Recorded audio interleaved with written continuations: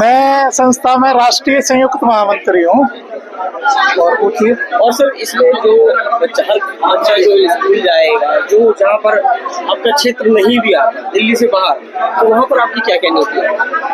Actually क्या है कि हमारे सारे के सारे जो स्कूल है वो गांव में चलते हैं, छोटे छोटे गांव में होते हैं। ये आदिवासी क्षेत्रों में, वनवासी क्षेत्रों में, ये आपके नक्सलवादी क्षेत्रों में, माओवादी क्षेत्रों में, बॉर्डर एरियाज में, इस तरह छोटे छोटे गांवों में, तो गांवों में सारे चलते हैं। गांव में चलते हैं। जो गरीब स्तर के और बच्चे हैं जो स्कूल नहीं जा पाते, आपका एक उद्देश्य है कि उन लोगों को सबको शिक्षा प्राप्त हो। हाँ, हमारा ये है कि जो मतलब जो लिटरेसी को खत्म करना हमारा काम बेसिकली है कि हम लिटरेसी जो है, जो गांव के लोग हैं उनको क्या है कंफ्यूज कर देते हैं। ये लोग कंफ्यूज करके धर्मांतरण करते हैं, नशा कराते हैं उन्हें तरह तरह की।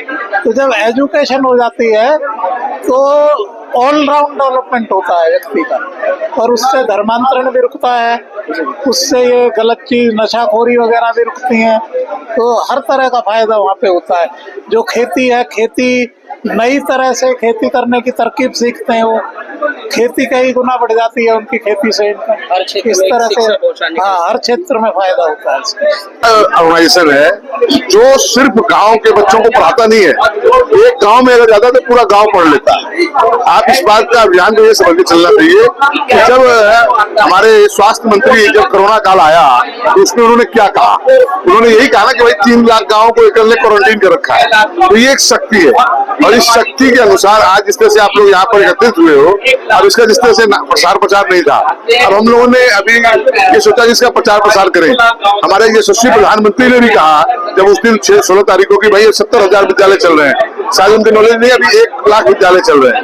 तो हम ये यशस्वी प्रधानमंत्री क्यों कहा? आज हमारे को वो जो चाहे सो फंड दे सकते हैं, लेकिन नहीं, हम बिना सरकारी सहयोग के हम लोगों से चंदा इकट्ठा कर करके ये स्कूल चलाते हैं, और एक स्कूल पूरे साल में मात्र 30,000 रुपये में चलता है। जो 9 वर्ष बना रही है, जो विक्रम संवत 2082 आने वाला है, वो सिर्फ इसलिए है कि हम इस बात को बता सके कि हम लोग जाग लें। हम जागने का मतलब है हमें विद्या से जगाएं, हम उसको संस्कारों से जगाएं। यही अभियान है। कलश यात्रा से शुरू होगा और बहनों के द्वारा ही अपना जो है कलश घट की स्थापना की जाएगी और कथा प्रारंभ होगी। तो महिलाओं की भागीदारी हर कार्य में सबसे पहले है। एकल के बारे में प्रचार करने के लिए हमने एक धर्म का रास्ता चुना है।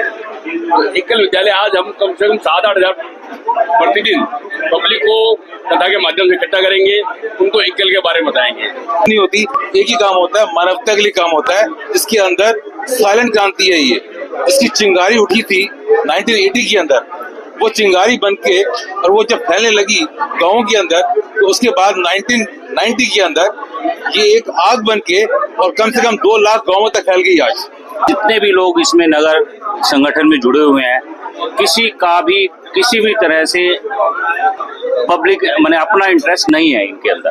सब लोग जन सेवा में लगे हुए हैं।